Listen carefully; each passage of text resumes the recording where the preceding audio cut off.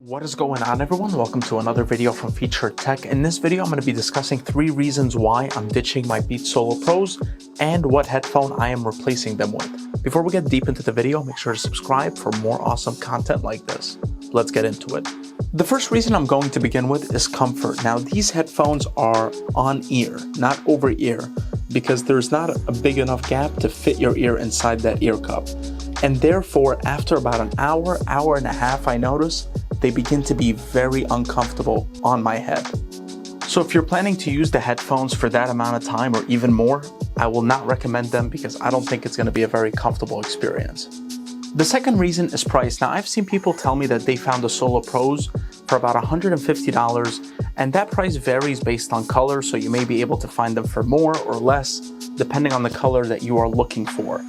But even at $150 or around $150 price point, I don't think they are worth it because they lack a lot of very important features that I look for in the headphones, like comfort, which I already discussed, and as well as sound quality. Even the sound quality for them are very good, but they are not as good as the headphones I'm going to reveal by the end of the video, which are the ones I'm replacing the Solo Pros with. The third reason is battery life, which is around 22 hours with active noise cancellation turned on. But the biggest issue I had with the battery life had to do with me not being able to physically turn off the headphone.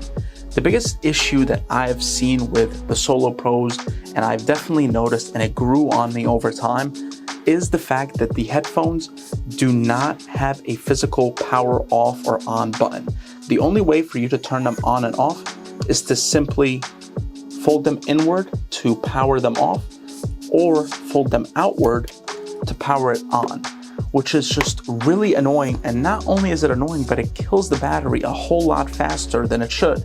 Because if you take them off your head and you just place them on the table just like this, forget about it. The next time you try to use them, the battery's going to be dead. Now that I discussed the reasons why I'm ditching the Solo Pros, let me now show you the headphone that I'm going to be replacing them with. And that is the Soundcore Life Q35 headphones. These headphones are amazing.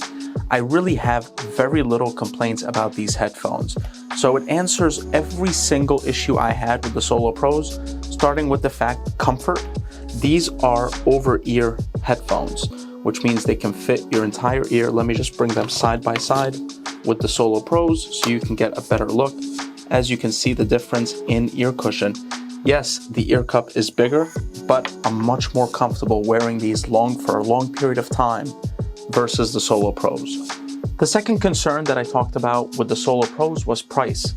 The Solo Pros go for $150. The Soundcore Life Q35 headphones go for $130, but you may be able to find them cheaper depending on where you look. Then there's battery life, where the Life Q35 headphones offer 40 hours of battery life with active noise cancellation turned on versus the Beats Solo Pro, which only offers 22 hours. So you're getting double the battery life for $20 cheaper. A few things I would like to mention about the Life Q35 headphones is not only do they sound a whole lot better than the Beats Solo Pros, they are also app-enabled, feature LDAC technology, NFC pairing. They even have a more improved fast charging time than the Beats Solo Pros, which is for 5 minutes of charging, you get 4 hours of playtime. So this was my video on why I'm ditching my Beats Solo Pros and what headphone I replaced them with. Hope you enjoyed the video. If you did, make sure to like and subscribe. And if you have any questions or comments, leave them down below. Hope you have a great day. Take care.